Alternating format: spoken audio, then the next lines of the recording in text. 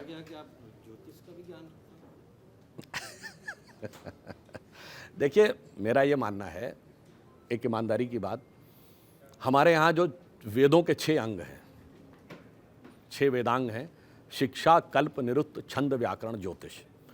उसमें एक ज्योतिष विषय है जिसको चूंकि इन लोगों को समझ में नहीं आता, इसलिए सबको ये लगने लगता है कि वो अंधविश्वास है। मैं एक छोटी सी बात सिर्फ कहता हूँ, ये बताइए इस धरती पे कितने % पानी है?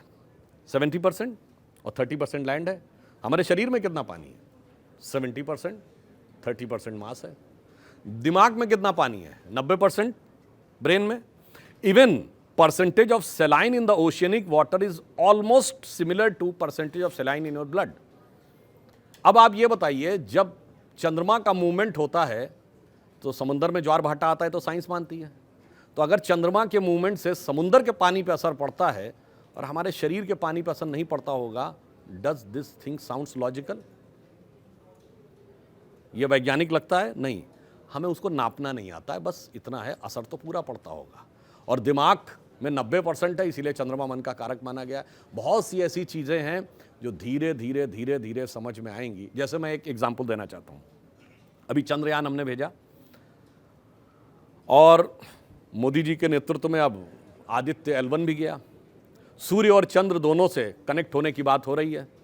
आपने कभी देखा होगा, सबसे ज़्यादा महत्व हमारे यहाँ किस संख्या का है? 108। कहते ना 108 बार जाप करो। हर चीज में 108 है। क्यों 108 है भाई?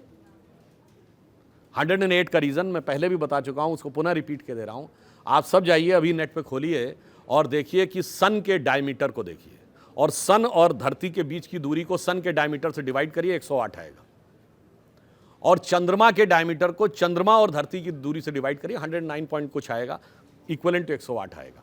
इसका मतलब मन का कारक चंद्रमा। और सुनिए, मन का कारक क्यों चंद्रमा कहा गया? अब तो साइंस ये बताती है कि चंद्रमा में जो प्रकाश दिखता है रात में, वो सूर्य का प्रकाश है।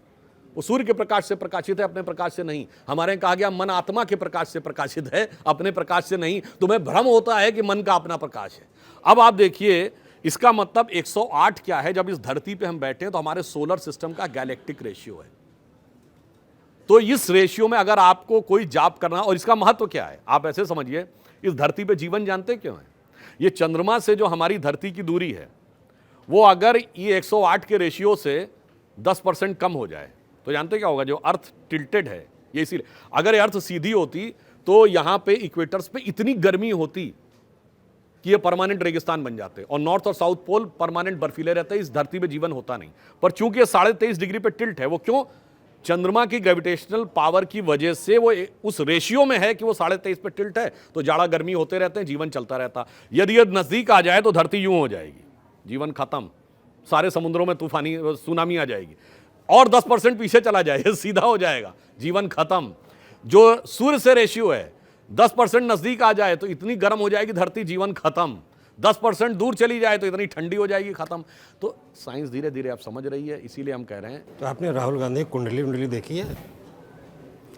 देखिए, जन्म कुंडली देखने की जरूरत नहीं, कर्म कुंडली दिख रही है।